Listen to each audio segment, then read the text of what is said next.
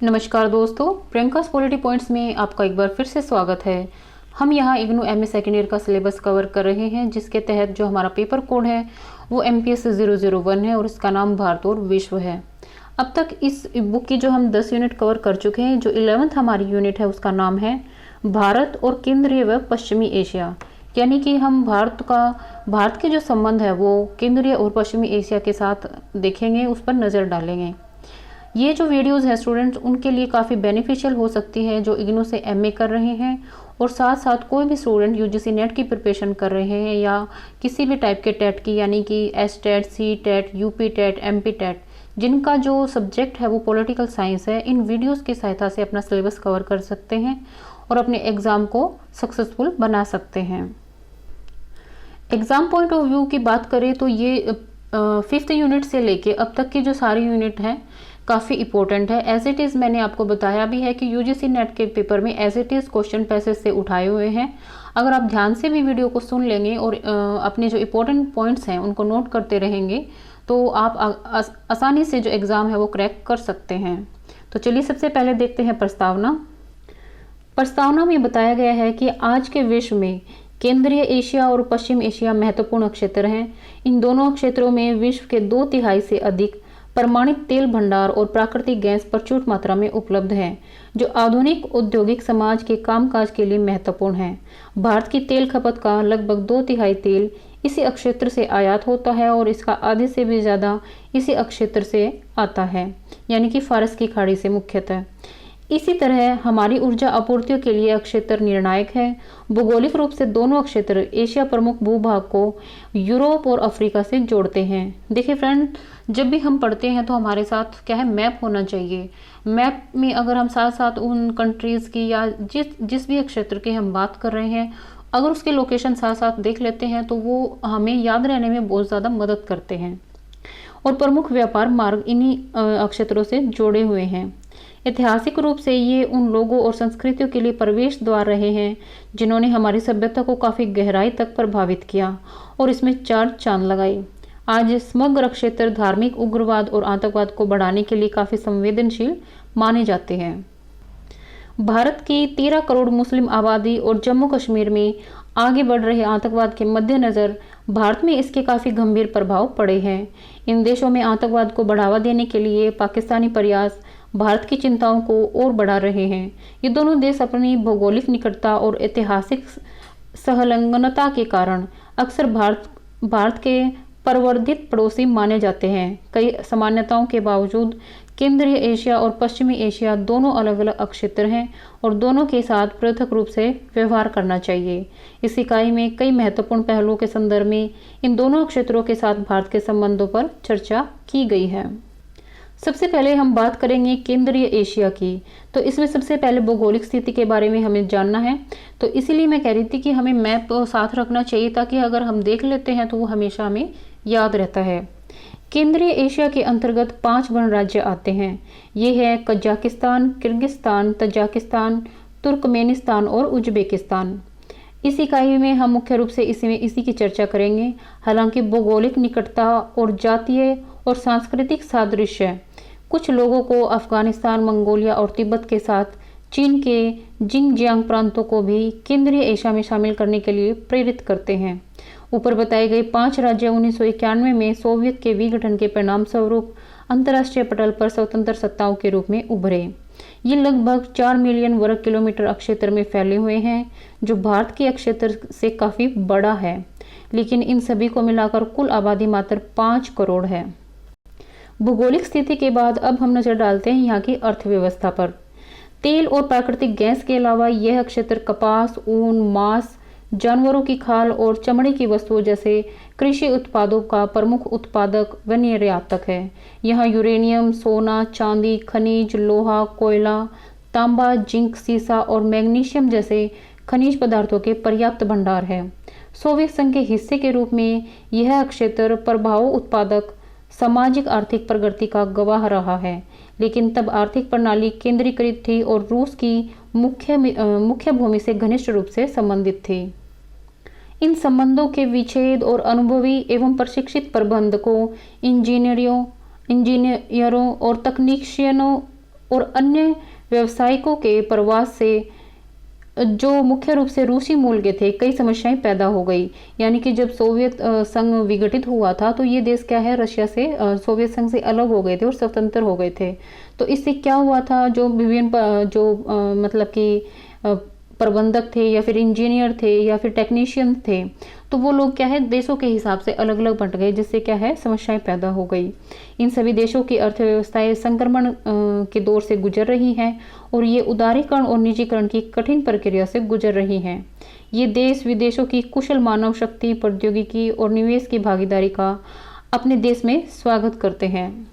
अब देखते हैं कि यहाँ की राज व्यवस्था कैसी है और यहाँ के समाज किस प्रकार के हैं। इन सभी देशों की राजनीतिक व्यवस्था में कमजोर विधानमंडल और न्यायतंत्र प्रणाली वाली मजबूत अध्यक्षता का आधिपत्य है। प्रेस और राजनीतिक विपक्ष अधिकांशतः अप्रभावी है। लोकतंत्र को अभी अपनी जड़ें स्थापित करनी है। पांचों राज्य राष्ट्रीय अस्मिता की समस्या से जूझ रहे हैं। धर्म या भाषा के आधार पर नई अस्मिताएं सृजित करने का प्रयास किए जा रहे हैं। यह क्षेत्र इस्लाम के सामान्य पुनर्जागरण का गवाह रहा है। तजाकिस्तान के अलावा अन्य सभी राज्यों में तुर्की भाषा बोली जाती है, लेकिन इन सर्व इस्लामिक और सर्व तुर्की आंदोलनों में रुकावटें खड़ी की जा रही हैं, क्योंकि वर्तमान नेतृत्व विद्यमान सीमाओं और सोवियत काल के दौरान अर्जित आधुनिकता को बनाए रखना चाहता है। केंद्रीय एशिया के देशों में 100 से भी अधिक वर्षों तक जारवादी रूसी शासन और तत्पश्चात सोवियत शासन रहा था। प्रत्येक देश की सर्वोपरि प्राथमिकता नव अर्जित स्वतंत्रता और प्रादेशिक सीमाओं को बनाए रखना है।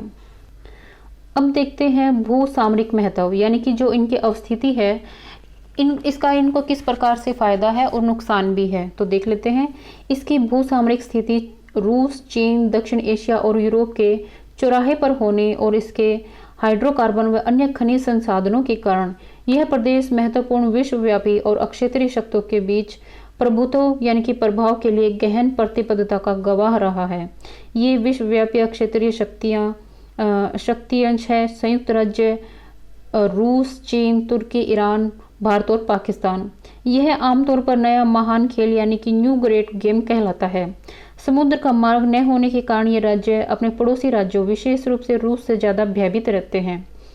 इसका कारण यह है कि वर्तमान अधिकांश व्यापार और आवागमन मार्ग और तेल की पाइपलाइनें रूस से होकर गुजरती हैं।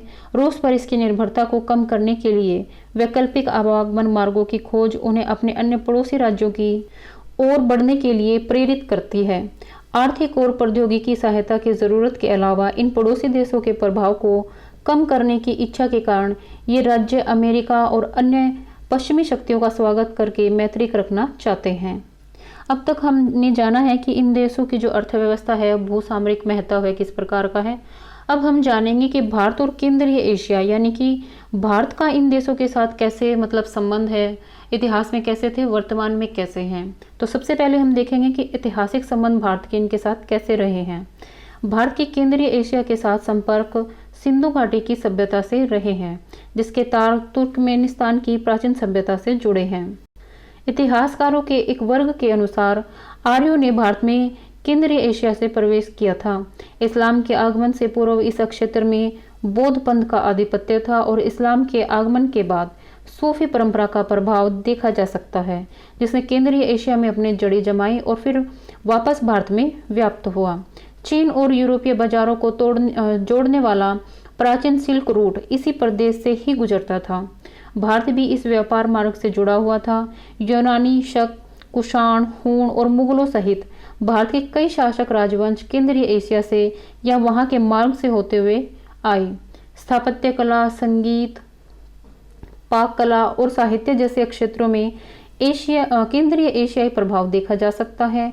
लोगों का यह नियंत्रण प्रभाव 19वीं शताब्दी में तब रुका जब अंग्रेजों ने भारत को अपना उपनिवेश बना लिया और रूस ने केंद्रीय एशिया पर विजय हासिल कर ली। दोनों साम्राज्यों के बीच प्रतिद्वंद्विता सामान्य खेल यानी कि जनरल गेम कहलाती है। 1917 की रूसी क्रांति और 1947 में भारत की स्वतंत्रता प्राप्त होने के बाद ये संपर्क आंशिक रूप से दोबारा हुए। सोवियत संघ ने इस संपर्क में व्यापारिक और सांस्कृतिक संपर्क बनाने के लिए बहुत कम देशों की अनुमति दी, जिसमें से भारत भी एक था। भारत के वाणिज्य दूतावास ताशकंद और अलमाटी में अलमाटी में खुले, जो क्रमशः तुर्कमेनिस्तान और कजाकिस्तान की राजधानियां हैं। भारतीय फिल्में और संगीत समस्त केंद्रीय एशिया में अत्यधिक लोकप्रिय थे। भारत के प्रति इस प्रदेश के लोगों में पर्याप्त सद्भावना है, जो केंद्रीय एशिया और लेखकों के भाषणों एवं लेखों में प्रतिबिंबित होती है। इन राज्यों के साथ संबंधों में सांस्कृतिक पूंजी भारत के लिए एक प्राकृतिक लाभ है। भारत के सुरक्षा सरोकार। अमेरिका पर 11 सितंबर 2001 को हुए आतंकवादी हमले के बाद धार्मिक उग्रवाद और विश्वव्यापी आतंकवाद के बारे में अंतर्राष्ट्रीय चिंताएं बढ़ रही हैं। केंद्रीय एशिया और उसके आसपास के देश, भारत में कश्मीर, रूस में चेचन्या, चीन में जिंगजियांग और फरगना घाटी में उज्बेकिस्तान एवं किर्गिस्तान इससे काफ़ी प्रभावित है। देखिए, ये एग्जाम पॉइंट ऑफ व्यू से काफ़ी इंपॉर्टेंट है कि कौन से आतंकवादी जो संगठन है या फिर क्षेत्र किस किस देश में है, तो हमें याद रखने हैं। आगे देखते हैं, तजाकिस्तान ने सरकार और इस्लामिक आतंकवादियों के बीच लंबे समय तक से चल रहे गृह युद्ध को झेला और उज्बेक राष्ट्रपति इस्लाम कारिमोव फरवरी 1999 में हुए आक्रामक हमले में बाल बचे। तालिबान के अधीन अफगानिस्तान ने ओसामा बिन लादेन के अलकायदा की मदद की और पाकिस्तान को इन इस्लामिक आतंकवादियों के लिए एक सुरक्षित आश्रय स्थल और प्रशिक्षण स्थल माना गया। इस प्रकार केंद्रीय एशियाई राज्य आतंकवाद के विरुद्ध इस अमेरिकी युद्ध में तत्परता से कूदे। उज्बेकिस्तान और किर्गिस्तान ने फौजी संचालन अड्डे प्रदान किए और कजाकिस्तान ने अमेरिका को अन्य सुविधाएं दी। तालिबान को बुरी तरह पराजित किया जा चुका है, लेकिन युद्ध समाप्त होने के आसार अभी नजर नहीं आते। अभी भी ऐसी सूचनाएं मिल रही हैं जिनसे पता चलता है कि अफगानिस्तान और पाकिस्तान के कुछ क्षेत्रों में उनकी पकड़ अभी भी मजबूत है और वे पुनः संगठित होने का प्रयास कर रहे हैं। धार्मिक कट्टरपंथी और सीमा पार आतंकवाद के अलावा नशीले पदार्थों और हथियारों की अवैध तस्करी जैसी अन्य सामान्य घटनाएं हैं जो भारत और केंद्रीय एशिया के साथ साथ अन्य पड़ोसी देशों को भी प्रभावित कर रही हैं। भारत ने अमेरिका, रूस, चीन, कजाकिस्तान और तजाकिस्तान सहित अन्य देशों के साथ आतंकवाद पर एक संयुक्त कार्य समूह गठित किया है। भारत के प्रधानमंत्री अटल बिहारी वाजपेयी ने एशिया में अंतःक्रिया और विश्वास निर्माण उपायों पर सम्मेलन की शिखर बैठक में भाग लेने के लिए जून 2002 में कजाकिस्तान का दौरा किया। आतंकवाद का उन्मूलन और सभ्यता के बीच वार्ता संवर्धन घोषणा पर हस्ताक्षर करना भारत के लिए मुख्य लाभ रहा। अब है द्विपक्षीय संपर्क और दौरे। केंद्रीय एशियाई गणराज्यों के संप्रभुता संपन्न राज्य बनने के 1 महीने के भीतर वहां के नेताओं ने भारत का दौरा किया। उज्बेक और कजाक के राष्ट्रपतियों का विदेश में यह प्रथम दौरा था। वस्तुतः उज्बेकिस्तान के राष्ट्रपति कारिमोव स्वतंत्रता की औपचारिक घोषणा से पूर्व 1991 में और दोबारा जनवरी 1994 में मई 2000 में भारत आए थे। कजाकिस्तान के राष्ट्रपति नजरबेव फरवरी 1992 में, दोबारा दिसंबर 1992 में और फिर फरवरी 2002 में भारत आए थे। किर्गिज के प्रधानमंत्री एकेव ने मार्च 1992 में और अप्रैल 1999 में नई दिल्ली का दौरा किया। तुर्कमेनिस्तान के राष्ट्रपति नियोजोव अप्रैल 1992 फरवरी 1997 में भारत गए थे। गृह युद्ध के कारण तजाकिस्तान के प्रधानमंत्री फरवरी 1993 में ही भारत आ सके। इसके पश्चात तजाक प्रधानमंत्री रखमानोव दिसंबर 1995 और मई 2001 में भारत आए। इसके बाद भारत के प्रधानमंत्री नरसिम्हा राव ने मई 1993 में उज्बेकिस्तान और कजाकिस्तान का और सितंबर 1995 में किर्गिस्तान का दौरा किया। दोनों ओर से अधिकारियों, व्यवसायों, सांस्कृतिक प्रतिनिधिमंडलों, वैज्ञानिकों और शिक्षाविदों ने कई दौरे किए। अब बात है आर्थिक सहयोग की।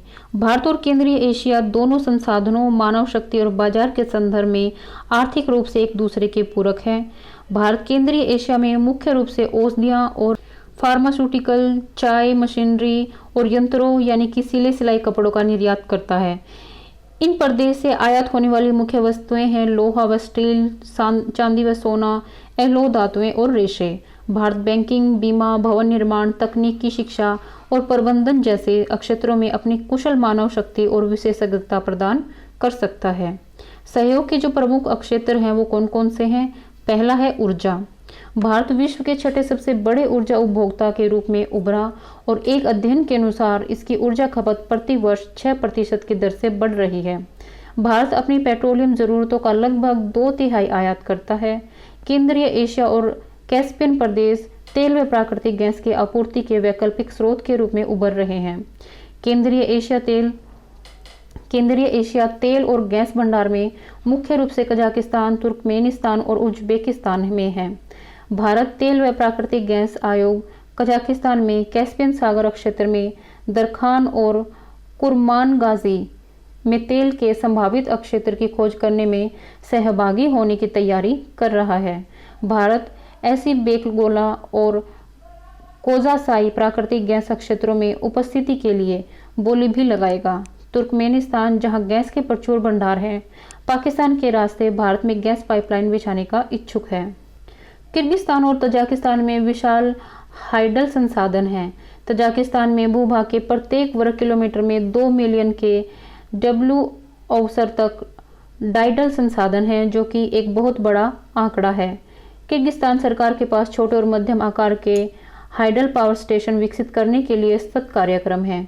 इस प्रयास के लिए वह भारत को एक वित्त और प्रौद्योगिकी के भावी स्रोत के साथ साथ हाइडल ऊर्जा के आपूर्ति के लिए सबसे बड़े व्यापार के रूप में देखता है।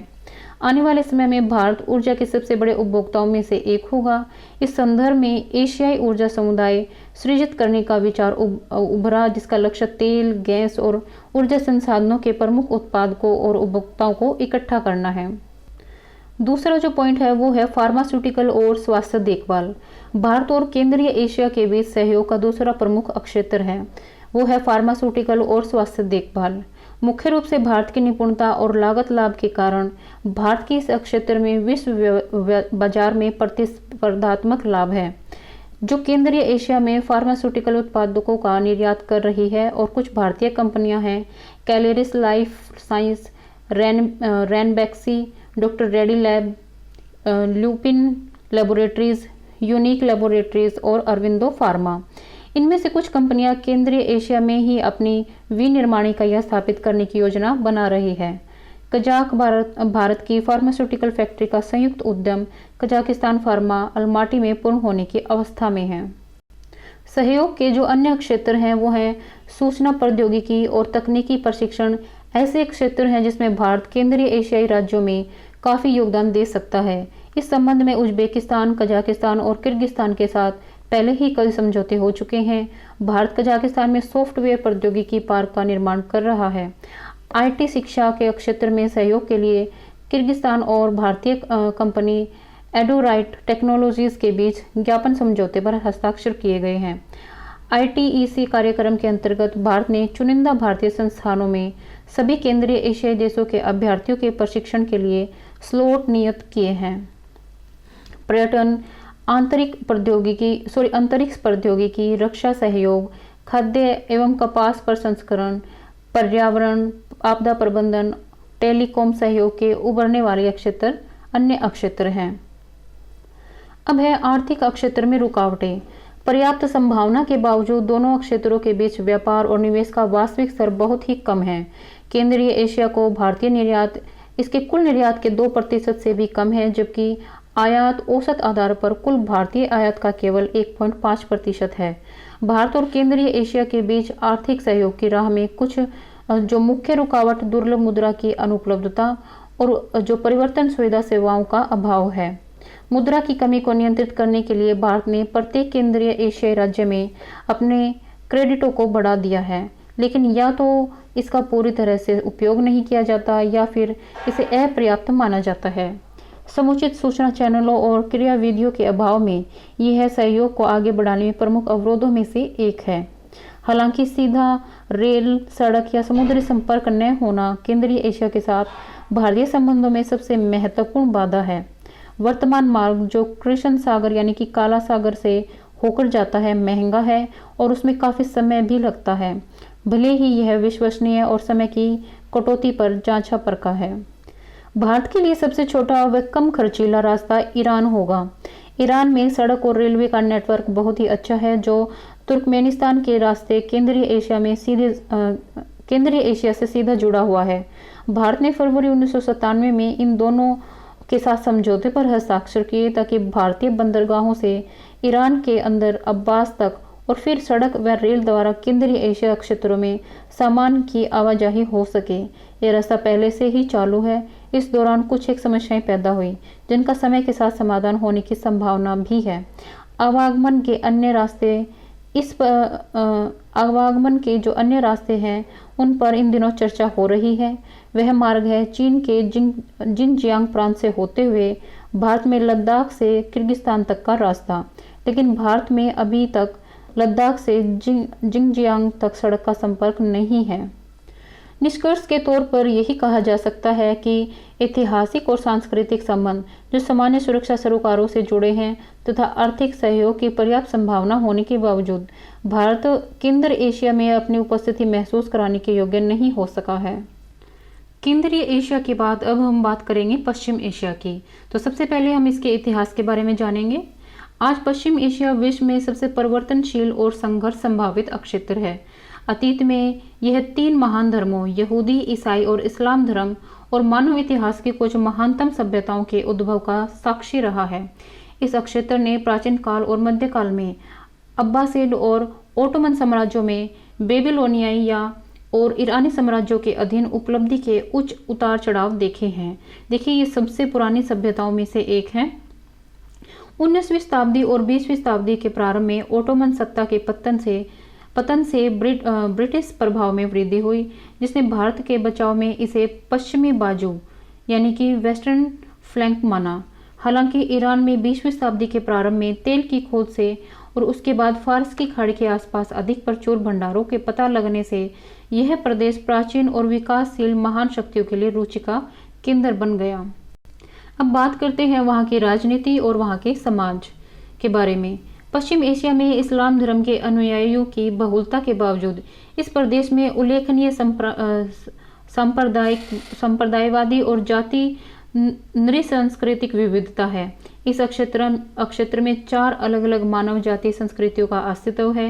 ये है तुर्की, फारसी, अरबी और इजरायली। तुर्क और फारसी क्रमशः तुर्की और ईरान राज्यों में है। अरबी लोग पश्चिमी एशिया और उत्तरी अफ्रीका के 20 से भी ज़्यादा राज्यों में व्याप्त है। इजराइल यहूदी राज्य है जो 1948 में सत्ता में आया, जहां इराक और बहरीन जहां सुन्नी शासन के अधीन शिया बहुसंख्यक है, को छोड़कर अरब के सभी राज्यों में सुन्नियों का प्राधान्य है। वहीं ईरान में जो मुसलमान हैं उनका प्रभुत्व है। इन विभाजनों ने प्रदेश में तनाव और संघर्षों को जन्म दिया। अरब के लोगों में ही परस्पर अंदरूनी दुश्मनियां हैं। दूसरे विश्व युद्ध के पश्चात नासिर के मिस्र, बाथिस्ट, सीरिया और इराक के नेतृत्व में धर्मनिरपेक्ष, उपनिवेशवाद विरोधी और सोवियत समर्थक शक्तियों का अरब राजनीति पर प्रभुत्व था। नासिर की 1967 में अरब इजरायली युद्ध में पराजय और 1973 में तेल की कीमतों में तेजी ने तेल की प्रचुरता वाले उन रूढ़िवादी खाड़ी राजतंत्रों की स्थिति को मजबूत बनाया जिनकी दक्षिण के साथ घनिष्ठ मैत्री थी। इस क्षेत्र में मुख्य संघर्ष अरब फिलिस्तीनियों की स्वतंत्र राज्य की मांग के प्रश्न पर है। इजराइल इसके विरुद्ध है क्योंकि वह उन्हें आतंकवाद का दोषी ठहराता है। आमतौर पर ऐसा माना जाता है कि अमेरिका इजराइल के प्रति सहानुभूति रखता है। 1967 और 1973 के युद्धों में अरब की हार और इजराइल फिलिस्तीनी वार्ताओं की असफलता का मूल कारण अधिकांश लोग प्रदेश में आतंकवाद और धार्मिक उग्रवाद का बढ़ना मानते हैं। बढ़ती हुई आबादी, सामाजिक आर्थिक गतिहीनता और अधिकांश राज्यों में लोकप्रिय सहभागिता के लिए क्रियाविधि का अभाव कुछ अन्य कारक है जिनके कारण अलगाव की स्थिति बन गई है। इस क्षेत्र में प्रबल अमेरिका की प्रबल उपस्थिति से विशेष रूप से मुस्लिम पवित्र स्थानों में यहाँ के लोगों में गहरा रोष है। इस रोष ने अमेरिका को सऊदी अरब में अपनी सेनाएं वापस बुलाने के लिए प्रेरित किया। अब है भू सामाजिक स्थिति। इस क्षेत्र में 1971 में ब्रिटिश की वापसी के बाद अमेरिका ने अपनी उपस्थिति को बढ़ा लिया। शुरू में अमेरिका ने पश्चिमी हित संरक्षक के रूप में शाह के अधीन ईरान निर्मित करने का प्रयास किया। ईरान ने 1979 में इस्लामिक क्रांति के फलस्वरूप पश्चिमी विरोधी शासन सुदृढ़ता से सत्ता में आया। इसे पश्चिमी खाड़ी राजतंत्र समर्थक के लिए एक विकट चेतावनी माना गया। इस कारण और इसी वर्ष के दौरान अफगानिस्तान में सोवियत हस्तक्षेप से अमेरिका को इस क्षेत्र में अपनी भौतिक उपस्थिति बढ़ाने का बहाना मिला। कार्टर सिद्धांत के अंतर्गत अमेरिका ने सैन्य हस्तक्षेप के अधिकार का दावा प्रस्तुत किया। इस उद्देश्य को लिए रैपिड डिप्लोमेट फोर्स और केंद्रीय कमांड को मजबूत किया गया।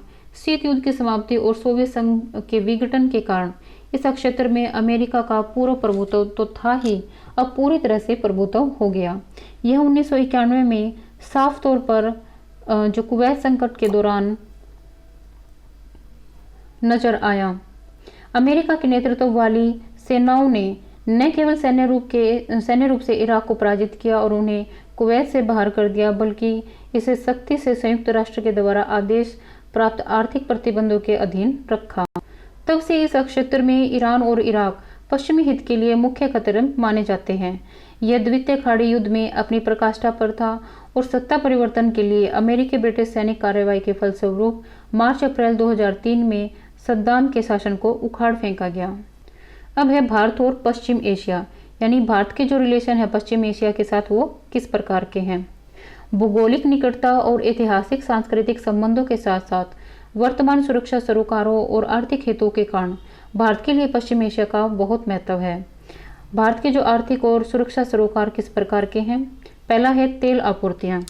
भारत के इस क्षेत्र से अत्यधिक आयात के मद्देनजर भारत के आर्थिक पहलू के लिए उचित कीमतों पर तेल की निरंतर आपूर्ति महत्वपूर्ण है। इस क्षेत्र में अरब इजराइल युद्ध, ईरान इराक युद्ध और कुवैत संकट जैसे किसी भी प्रकार का परस्पर विरोध से तेल आपूर्ति में बाधा या कीमत में वृद्धि की संभावना हो सकती है, जो भारतीय अर्थव्यवस्था पर अतिरिक्त बोझ होगा। दूसरा है धन प्रेषण। खाड़ी क्षेत्र में 30,50,000 से भी अधिक भारतीय प्रवासी कामगार हैं। उनका वार्षिक धन प्रेषण कुछ थोड़े से बिलियन डॉलर राशि के बराबर है और यह देश के लिए सर्वाधिक विदेशी मुद्रा कमाने वालों में से है। इनका हित भारत के लिए मुख्य सरोकार है। इस क्षेत्र में किसी प्रकार का तनाव या इन देशों के साथ भारत के संबंधों के इन प्रवासी कामगारों और भारतीय अर्थव्यवस्था पर भी प्रतिकूल जो परिणाम है हो सकते हैं। अब है धार्मिक उग्रवाद। भारत में अत्यधिक स्वदेशी मुस्लिम आबादी और कश्मीर में आतंकवाद के मद्देनजर इस क्षेत्र में रूढ़िवादी धार्मिक तत्वों का प्रभुत्व भारत के लिए गंभीर चेतावनी हो सकती है। सर्व इस्लामाबाद के नारे तले पाकिस्तान स्थिति का शोषण करने का प्रयास करता है। कश्मीर मुद्दे पर इस्लामिक संगठन सम्मेलन OIC द्वारा पाकिस्तान के प्रति दिखाई गई सहानुभूति इसका प्रमाण है। नेक्स्ट है हमारा वाणिज्यिक संपर्क और व्यापार मार्ग। भारत का पश्चिम एशिया के साथ व्यापार काफ़ी अच्छा है। भारतीय अर्थव्यवस्था के उदारीकरण ने इन वाणिज्यिक संपर्कों को और मजबूती प्रदान की। इस क्षेत्र में हमारा आयात 20% से अधिक है, वह भी मुख्यतः हाइड्रोकार्बनों का, और हमारा निर्यात 10% है, जिसमें गेहूं, कपड़ा, बासमती को छोड़ अन्य चावल और इंजीनियरी व विनिर्मित वस्तुएं शामिल हैं। भारतीय निर्माण कंपनियों को इस क्षेत्र से कुछ ठेके मिले हैं और इराक में पुनर्निर्माण के मद्देनजर यहाँ पर चूर अवसर है। फारस की खाड़ी और स्वेज नहर ऐसे मुख्य जल मार्ग है जिनके रास्ते भारत का अधिकांश व्यापार किया जाता है। इस तरह देश के लिए इन मार्गों की सुरक्षा महत्वपूर्ण है।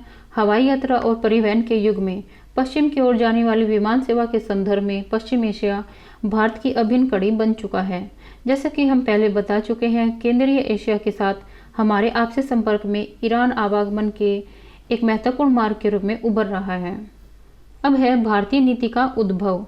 स्वतंत्रता के पश्चात भारत ने गुटनिरपेक्ष नीति के अंतर्गत पश्चिम एशिया के उन देशों की ओर दोस्ती का हाथ बढ़ाया जो विरोधी या प्रतिद्वंदी सैनिक गुट में शामिल होने के लिए शीत युद्ध दबाव का प्रतिरोध कर रहे थे। इसके परिणाम स्वरूप भारत के नासिर के मिस्र और इराक के बाथिस्ट हैं के साथ घनिष्ठ संबंध स्थापित हो गए। उधर पाकिस्तान, इंग्लैंड, तुर्की, ईरान और इराक अमेरिका समर्थित 1955 के बगदाद समझौते के सदस्य बन गए। यानी कि 1955 की क्रांति के बाद इराक के हट जाने के बाद जिसे सेंटो का नाम दिया गया था। भारत द्वारा फिलिस्तीन को निरंतर समर्थन प्राप्त किए जाने के कारण अरब राज्यों में भारत के प्रति एक अनुकूल छवि बनी। इसके साथ ऐतिहासिक संबंध और प्रबल वाणिज्यिक संपर्कों ने भारत को इस क्षेत्र के लगभग सभी देशों के साथ अच्छे संबंध बनाने में मदद की। सबसे पहला है फिलिस्तीनी मुद्दा, जो कि अभी वर्तमान में भी इजराइल में काफ़ी ज़ोरों शोरों से चल रहा है। एग्ज़ाम पॉइंट ऑफ व्यू से काफ़ी इंपॉर्टेंट है। अगर यूपीएससी की प्रिपरेशन कर रहे हैं तो इसमें फॉरेन पॉलिसी के तहत जो मेंस में क्वेश्चन है या फिर परी में भी क्वेश्चन आ सकता है। भारत ने इजराइल के साथ साथ फिलिस्तीन को जीवनक्षम राज्य के सृजन के लिए नैतिक और राजनीतिक समर्थन को बढ़ाया। भारत का दृष्टिकोण है कि फिलिस्तीन के प्रश्न का मूल अरब इजरायली संघर्ष है। फिलिस्तीनी मुक्ति संगठन पीएलए को फिलिस्तीनी लोगों के एकमात्र वैध प्रतिनिधि के रूप में मान्यता देने वाला भारत पहला गैर अरब देश बना। भारत ने जनवरी 1975 में नई दिल्ली में फिलिस्तीन को अपना कार्यालय खोलने की अनुमति प्रदान की। नई दिल्ली में पीएलओ कार्यालय को मार्च 1980 में पूर्ण राजनयिक पहचान के लिए मंजूरी मिली। भारत ने नवंबर 1988 में फिलिस्तीन राज्य की मान्यता को मंजूरी दी और नई दिल्ली में पीएलओ कार्यालय ने फिलिस्तीन राज्य के दूतावास के रूप में कार्य करना शुरू कर दिया। फिलिस्तीनी राष्ट्रीय प्राधिकरण पीएनए की संस्थापना के एकदम बाद भारत ने पीएनए के साथ प्रभावशाली समन्वय सुनिश्चित करने के लिए 25 जून 1996 में गाजा में अपना प्रतिनिधित्व कार्य खोला। 1991 में मैड्रिड सम्मेलन के साथ प्रारंभ हुई मध्य पूर्व शांति प्रक्रिया के शुरुआती दौर से ही भारत ने इसका समर्थन किया। इसने इजरायलियों और फिलिस्तीनियों के बीच हुए अगले सभी शांति समझौतों का अनुमोदन भी किया।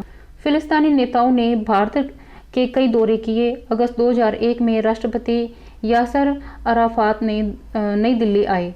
भारत ने फिलिस्तीनी क्षेत्रों में विकास कार्यों के लिए वित्तीय एवं तकनीकी सहायता में वृद्धि की। ICSSR योजना के अंतर्गत भारत द्वारा फिलिस्तीनी विद्यार्थियों को छात्रवृत्तियां और ITEC कार्यक्रम के अंतर्गत प्रशिक्षण कार्यक्रमों के लिए छात्रवृत्तियां प्रदान की जाती हैं। अब बात करते हैं इजराइल की। भले ही भारत 1950 में इजराइल के यहूदी राज्य को मान्यता प्रदान कर चुका था, लेकिन पूर्ण राजनयिक संबंध उसने 1992 में ही स्थापित किए। तब से अब तक धार्मिक उग्रवाद और विश्वव्यापी आतंकवाद के आम सरोकारों के मद्देनजर दोनों देशों के बीच संबंध बढ़े हैं। भारत और इजराइल ने आसूचना आदान प्रदान और प्रतिविद्रोह में नज़दीकी सहयोग विकसित किया है। भारत इजराइल शस्त्रों का प्रमुख खरीदार बन गया है। विज्ञान और प्रौद्योगिकी और विशेष रूप से शुष्क भूमि कृषि जैसे क्षेत्रों में भारत इजराइल सहयोग की काफ़ी संभावना है। हाल ही में उच्च स्तरीय द्विपक्षीय दौरों में एकदम से तेजी आई है। 1999 में राष्ट्रीय सुरक्षा सलाहकार ब्रजेश मिश्र ने इजराइल का दौरा किया और वहां के प्रधानमंत्री इहूद बराक से मिले। गृह मंत्री लाल कृष्ण आडवाणी और उनके बाद विदेश मंत्री जसवंत सिंह अगले वर्ष इजराइल गए। इजरायली प्रधानमंत्री ने सितंबर 2003 में भारत का दौरा किया और दोनों देशों ने द्विपक्षीय संबंधों को सुदृढ़ करने और क्षेत्रीय और विश्वव्यापी सभी स्तरों से आतंकवाद से लड़ने का निर्णय लिया। अब है इराक संकट। भारत और इराक ने 1970 और 1980 के दशक में घनिष्ठ राजनीतिक और आर्थिक संबंध स्थापित किए। इसे संयोग ही कहा जा सकता है कि दोनों देशों ने तत्कालीन सोवियत संघ के साथ मैत्री संधियां करने का निर्णय लिया। 1971 में भारत ने और 1972 में इराक ने। एक समय ऐसा था जब इराक भारत की तेल की 30% जरूरतों की पूर्ति का स्रोत था और वहां कार्य कर रहे 90,000 भारतीयों का घर था। केवल यही एक अरब देश था जिसने कश्मीर मुद्दे पर भारत का निरंतर समर्थन किया। इस देश ने भारतीय फर्मों को कुछ सबसे बड़े ठेके भी मिले। 1991 में कुवैत पर इराक के आक्रमण से भारतीय विदेश नीति के समक्ष एक कठिन विकल्प खड़ा हो गया। इस आक्रमण के कारण तेल के दामों में वृद्धि से भारत के भुगतान संतुलन पर गहरा बोझ पड़ा। भारत शांतिपूर्ण राजनीतिक निपटारे के पक्ष में था, लेकिन बाद में उसने संयुक्त राष्ट्र सुरक्षा परिषद संकल्प 661 और 678 का समर्थन किया, जिसमें इराक की निंदा की गई और उसके विरुद्ध बल प्रयोग करने के लिए प्राधिकृत किया गया। 1991 के खाड़ी युद्ध के पश्चात पूरे विश्व में भारत ने दृढ़तापूर्वक कहा कि संयुक्त राष्ट्र द्वारा इराक के विरुद्ध लगाए गए अविवेकपूर्ण और अन्यायपूर्ण प्रतिबंधों को हटाना चाहिए और वह इराकियों की तकलीफों के प्रति संवेदनशील था। सन 2003 के इराक संकट के दौरान नई दिल्ली ने अमेरिका की सैनिक कार्यवाही के प्रति चिंता व्यक्त की, क्योंकि इसमें मानव और सामग्री के प्रभावित होने की संभावना थी और तेल की कीमतें भी प्रभावित हो सकती थी। भारत चाहता था कि किसी प्रकार की सैनिक कार्यवाही संयुक्त राष्ट्र द्वारा प्राधिकृत होनी चाहिए। इराक के विरुद्ध अमेरिका का न तो भारत ने समर्थन किया और न ही इराक के विरुद्ध उस पर किए गए हमले की खुलकर आलोचना की। इस तरह भारत सरकार ने बीच का रास्ता अपनाया। हालांकि भारतीय संसद के दोनों सदनों ने सर्वसम्मत प्रस्तावों में बिना संयुक्त राष्ट्र के प्राधिकार के बिना की जाने वाली सैनिक कार्रवाई पर खेद प्रकट किया। अब बात करते हैं ईरान की। पश्चिमी एशिया के देशों में से ईरान भौगोलिक, ऐतिहासिक और सांस्कृतिक दृष्टि से भारत के सबसे नज़दीक है। शाह के शासनकाल के दौरान भारत के ईरान के साथ मैत्रीपूर्ण संबंध थे, जो 1979 के इस्लामिक क्रांति के बाद कमजोर पड़ गए। 1990 के दशक के दौरान भारत और ईरान ने सुधार उन्मुख और व्यापारिक नेतृत्व के अधीन एक बहुपक्षीय संबंध बनाने के लिए कदम उठाए। इससे दोनों देशों के बीच विभिन्न विश्वव्यापी और क्षेत्रीय मुद्दों पर बड़ी आम राय उभरी। संयोग वंश भारत का ईरान से के संबंध में दृष्टिकोण रूसी स्थिति के अनुरूप है। यह अमेरिका के उस दृष्टिकोण से भिन्न है जो ईरान को दुष्ट या धूर्त राज्य या बुराई की धुरी बताता है। ईरान केंद्रीय एशिया और यहाँ तक कि रूस के साथ व्यापार के लिए भारत के सर्वाधिक उपयुक्त पारगमन विकल्प के रूप में उभर रहा है। नई दिल्ली, मॉस्को, तेहरान ने 12 सितंबर 2000 को सेंट पीटर्सबर्ग में उत्तर पश्चिम मार्ग यानी कि कॉरिडोर के माध्यम से ईरान के रास्ते से रूस को भारतीय माल भेजने के लिए समझौते पर हस्ताक्षर किए। कई अड़चनों को दूर करना अभी बाकी है, लेकिन इस मार्ग के एक बार पूरी तरह चालू हो जाने के बाद इससे केंद्रीय एशिया के साथ केंद्रीय यूरोप के साथ भी भारतीय व्यापार को आगे बढ़ाया जा सकेगा। ईरान और भारत दोनों ने एक दूसरे के देशों में नियमित उच्च स्तरीय दौरे किए। भारत के प्रधानमंत्री ने अप्रैल 2001 में तेहरान का और ईरानी राष्ट्रपति ने जनवरी 2003 में दिल्ली का दौरा किया। अब है खाड़ी सहयोग परिषद यानी कि GCC। खाड़ी सहयोग परिषद का गठन 6 खाड़ी राजतंत्रों जिसमें सऊदी अरब, कुवैत, संयुक्त अरब अमीरात, कतर, बहरीन और ओमान द्वारा मई 1981 में किया गया। यह ईरान में ये हमें ध्यान रखना है कि खाड़ी सहयोग परिषद में कौन कौन से और कितने देश हैं। यह ईरान में 1979 की इस्लामिक क्रांति द्वारा आई चुनौतियों, ईरान इराक युद्ध और अफगानिस्तान में सोवियत हस्तक्षेप की प्रतिक्रिया के फलस्वरूप उभरा। ये राज्य रूढ़िवादी इस्लामिक राजतंत्र हैं और उग्रवादी इस्लामिक समूहों और आतंकवादियों के बढ़ते हुए दबाव के अधीन हैं। इन परिषद ने इन देशों और भारत के बीच एक सामान्य आधार निर्मित किया है। खाड़ी सहयोग परिषद भारत के 2 उच्च व्यापार सहभागियों में से भी है। भारतीय रिजर्व बैंक के अनुसार भारत में होने वाले GCC निर्यात 1987-88 के वित्त वर्ष में 1.5 मिलियन $US से बढ़कर 1999 से 2000 में लगभग 60 बिलियन $US हुआ है। भारत ने GCC को होने वाले निर्यात जो कि 1987 से 88 में 0.5 बिलियन $US था, वह बढ़कर 1990 से 2000 में 3.0 बिलियन $US हो गया है। अब लास्ट में बात करते हैं सारांश की, यानी कि पूरे पाठ का जो कंक्लूजन क्या है उसे देखते हैं। केंद्रीय एशिया और पश्चिमी एशिया के भारत के साथ घनिष्ठ भौगोलिक, ऐतिहासिक और सांस्कृतिक संपर्क है। भारत की इस क्षेत्र में महत्वपूर्ण राजनीतिक, सामरिक और आर्थिक साझेदारी है। यह क्षेत्र प्रमुख विश्वव्यापी और क्षेत्रीय शक्तियों के बीच गहन शत्रुता की रणभूमि के रूप में उभरा है। यह धार्मिक उग्रवाद और अंतर्राष्ट्रीय आतंकवाद के उभार का साक्षी है। इनके भारत की सुरक्षा पर गंभीर प्रभाव पड़े हैं। आर्थिक दृष्टि से भारत तेल आयात के लिए इस क्षेत्र पर ज़्यादा निर्भर है। भारतीय प्रवासी कामगारों द्वारा धन प्रेषण विदेशी मुद्रा का महत्वपूर्ण स्रोत है। इन क्षेत्रों के देशों में उच्च खपत सत्रों और उदारीकरण तथा वैश्वीकरण के युग में भारत के बढ़ते हुए निर्यात ने भारतीय व्यापार और उद्योग के लिए व्यापक अवसर उत्पन्न किए हैं। इस क्षेत्र में भारत की उपस्थिति और प्रभाव विश्वव्यापी खिलाड़ी बनने की दिशा में निर्णायक कदम है। तो यहाँ पर हमारी यूनिट कंप्लीट होती है। जो पॉइंट्स हमें इंपॉर्टेंट लगते हैं वो हम नोट डाउन कर सकते हैं। Thank you.